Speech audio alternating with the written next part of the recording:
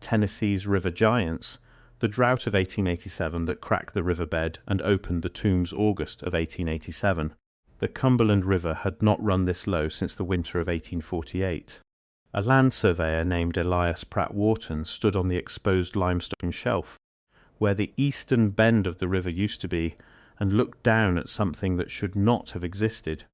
The sun had been cooking the Tennessee Basin for 11 weeks straight. The riverbed had cracked into plates, and in the gaps between those plates, arranged in a row that stretched nearly 60 feet, were the tops of 7 stone-capped burial chambers, each one carved from a single block of dark granite. Wharton was not an excitable man. He had spent 19 years surveying federal land grants across 4 states. He carried a brass transit, a leather field journal, and a methodical mind. He opened that journal and wrote 9 words. These were not made by the people we were taught about. By the time Elias Wharton filed his official survey report 14 days later, 3 things had already happened.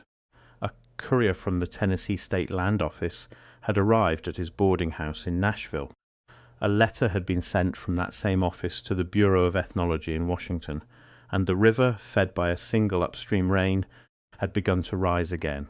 Within 6 weeks the chambers were underwater. Within 4 months, Elias Wharton's survey report had been reclassified as a preliminary field note and filed under a category that did not officially exist in the Bureau's public index. He never surveyed federal land again.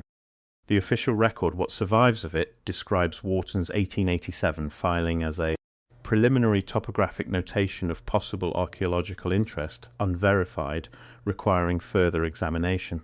What those records do not mention is what Wharton had measured. The burial chambers averaged 7 feet 4 inches in internal length. They were sealed with fitted granite caps that showed no tool marks consistent with 19th century ironwork. Inside the one chamber that Wharton was able to partially open before the courier arrived, the second from the eastern end, he documented the presence of a humanoid skeletal frame that, by his own measurements taken with the same brass transit he used on every federal survey, exceeded 8 feet 9 inches from crown to heel. Wharton was not a man given to fantasy. He had been certified by the Army Corps of Engineers in 1871. He had signed off on the boundary surveys for 11 county land grants in Kentucky and Tennessee without a single dispute. He had testified twice before the Tennessee state legislature on matters of disputed property law. Within 30 days of filing his report, he received a formal notice that his surveying license was under administrative review for procedural irregularities on a prior assignment, an assignment that had been accepted and paid without objection 2 years earlier. Within 90 days, the review had resulted in a suspension. Elias Pratt Wharton, 19-year federal surveyor, never received a written explanation of what procedural irregularities had been found. He was 44 years old. Before we go further, if you find these buried investigations as compelling as I do, hit subscribe so the next one reaches you when it drops. The algorithm tends to suppress this kind of research unless you tell it otherwise. Now, back to the Cumberland River and what Wharton found inside that second chamber. To understand what happened on that riverbed in August of 1887, we have to go back, not just a few years. We have to go back to a Tennessee that the history books have quietly simplified. The Cumberland River Basin had been inhabited for at least 12,000 years before European contact. Everyone agrees on that. What mainstream historians are considerably less comfortable discussing is what the earliest European surveyors found when they began systematically mapping that river system in the 1780s and 1790s. James Robertson, the co-founder of Nashville and one of the most meticulous record keepers of the early American frontier, noted in his personal correspondence dated 1796 that his survey teams along the Cumberland had encountered, on 3 separate occasions, burial mounds of a scale that did not match the known mortuary practices of the Cherokee, Chickasaw, or any other people then occupying the region. Robertson described the interiors of 2 mounds his men opened as containing remains of a stature so far beyond the ordinary as to give every man among us pause. That correspondence exists. It sits in the Tennessee State Library and Archives, catalogued under Robertson Family Papers, Box 7. It has never been featured in a mainstream history of Nashville's founding. Robertson was not a speculative man. He was a land speculator, meaning his entire livelihood depended on accurate description of what he found. He had no reason to embellish. He had every reason to note unusual features that might affect land value or settlement planning. What Robertson encountered in the 1790s was not an isolated incident. 40 years earlier, in 1750, the French explorer Jean-Baptiste Céloron de Blainville had filed reports with the colonial administration in Quebec describing burial structures along the Ohio River system, the Cumberland's northern cousin, containing human remains of, in his words, extraordinary proportion. Céloron was a career military officer filing an official colonial report. He was not writing for an audience, he was writing for an archive. That archive still exists in the Bibliothèque et Archives Nationales du Québec in Montreal. Enter Dr. Cyrus Millington Oakes. Oakes was a physician and amateur ethnologist based in Clarksville, Tennessee, 40 miles northwest of Nashville, directly on the Cumberland. He had spent 11 years, from 1874 to 1885, quietly excavating small mounds along the river's tributaries and cataloguing what he found. He was dying of consumption in the spring of 1887 when the drought began to drop the river. He was 51 years old. He knew he did not have much time. He had been corresponding with Elias Wharton for 3 years. Between 1874 and 1885, Dr. Cyrus Millington Oakes documented the excavation of 14 mound sites along the Red River and Harpeth River tributaries feeding into the Cumberland. Of those 14 sites, he recorded anomalous skeletal remains, meaning remains exceeding 6 feet, 8 inches in length, at 9 of them. His field journals, totaling 3 bound volumes and approximately 340 handwritten pages, were donated to the Clarksville Public Library by his widow in 1891. The library's acquisition record confirms their receipt. By 1923, all 3 volumes were listed as missing from the catalogue. The library has no record of where they went or who removed them. The acquisition ledger, which does survive, simply notes the gap. In September of 1887, 1 month after Wharton's discovery, the Smithsonian Institution's Bureau of Ethnology received a formal inquiry from the Tennessee State Geological Survey asking for guidance on the classification of anomalous skeletal material recovered from submerged mound contexts along the Cumberland River watershed. That inquiry is referenced in the Bureau's internal correspondence log for October 1887. The log entry exists. The response document it references, identified by filing number, does not appear anywhere in the Bureau's publicly accessible archive. The filing number was assigned. The document was never publicly deposited. This was not unique to Tennessee. Cartersville, Georgia, 1882. Workers draining a mill pond on the Etowah River exposed a stone burial chamber containing skeletal remains documented by the local county surveyor at over 8 feet in length. The Smithsonian sent a representative within 3 weeks. The remains were removed. They have never appeared in any published catalogue. Miamisburg, Ohio, 1885. The excavation of the Great Miami Mound, one of the largest conical mounds in the Ohio system, produced skeletal material that the supervising archaeologist described in a letter to his university as of a scale I am not at liberty to detail publicly at this time. That letter was part of a collection donated to the Ohio Historical Society. It is no longer in the collection. Chillicothe, Ohio, 1886. A survey team working under federal contract documented 17 burial chambers along the Scioto River. Their report, submitted to the Bureau of Ethnology, has never appeared in the Bureau's published proceedings for that year. The team's field leader died of pneumonia in January of 1888 at the age of 38. He had been healthy the previous summer. This is not coincidence, this is a pattern. Within 8 weeks of Wharton's discovery on the Cumberland, the Army Corps of Engineers filed a routine water management study recommending a modest upstream release from a dam structure near Carthage, Tennessee. The study concluded that controlled water release was necessary to maintain navigable depth along the eastern Cumberland corridor. The release was approved. Water levels rose. The site was resubmerged. The economic logic of this decision did not hold. The eastern Cumberland corridor carried minimal commercial river traffic in 1887.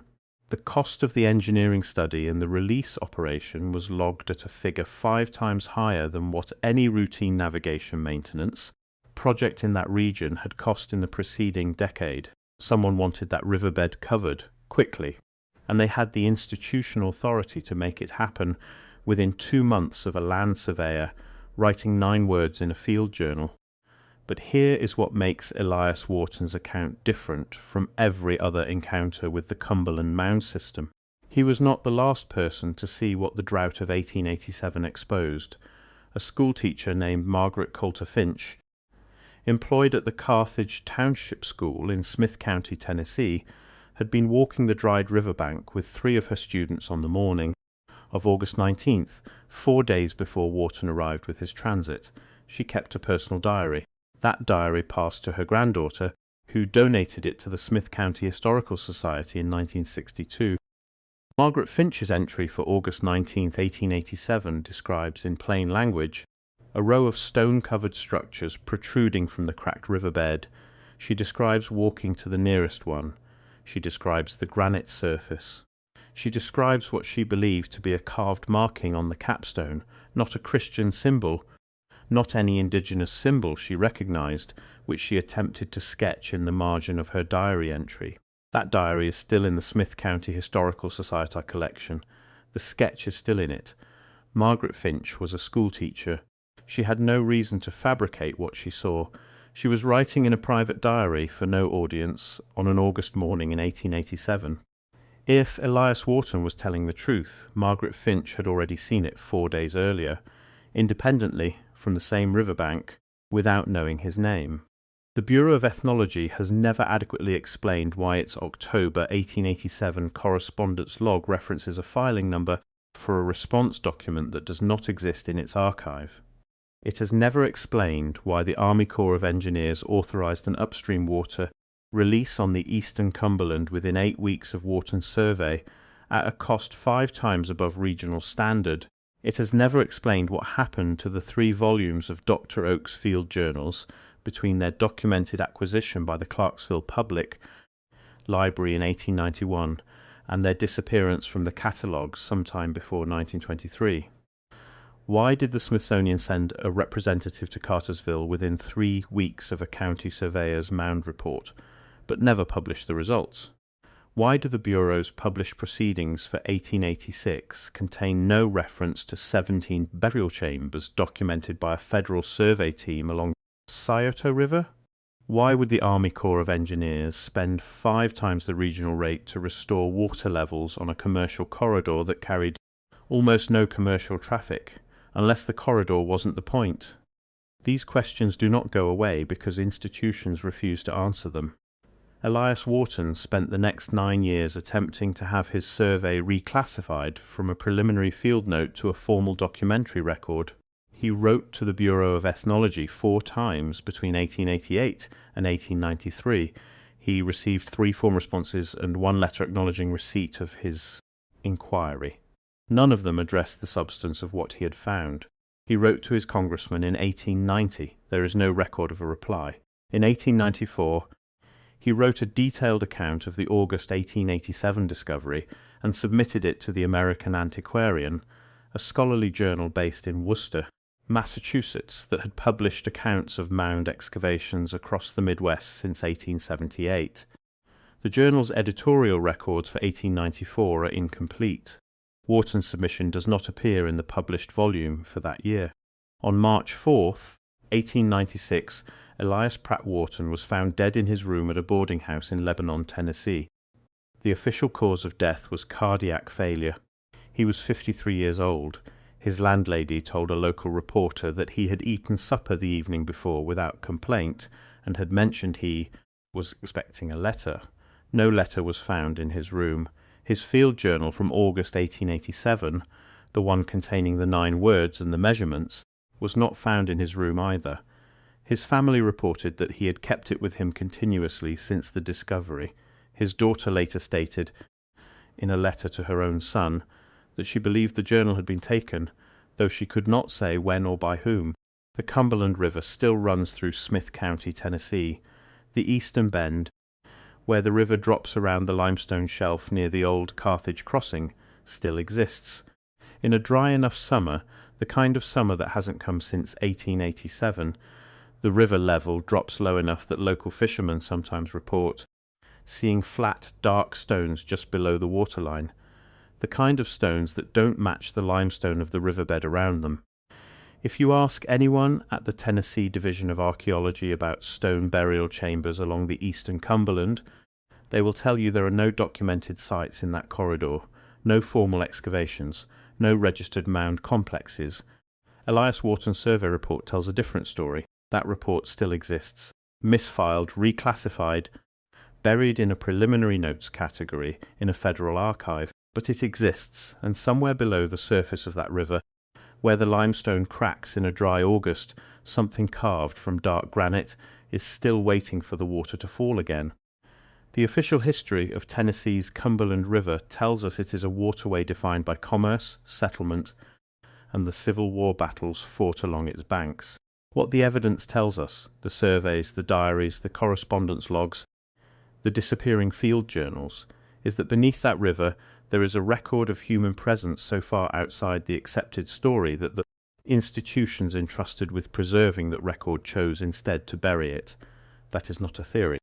That is a documented pattern of acquisition and disappearance running from 1887 to 1923, touching federal archives, state libraries, and a scholarly journal, converging on a single riverbed in Smith County, Tennessee. If you've made it this far, you already know that buried history doesn't disappear because institutions ignore it. It disappears when no one looks for it. Subscribe and share this with someone who needs to hear it. These records survive because people refuse to stop asking. Next week, I'm pulling a thread that connects the Cumberland Mound system to a man named John Wesley Powell, the director of the Bureau of Ethnology from 1879 to 1902, and a specific policy decision he made in 1894 about what could and could not be published in the Bureau's annual reports. There is a memo. It still exists, and it uses language that makes very little sense unless you understand what his field surveyors had been sending him from river sites across the American interior. You won't want to miss it.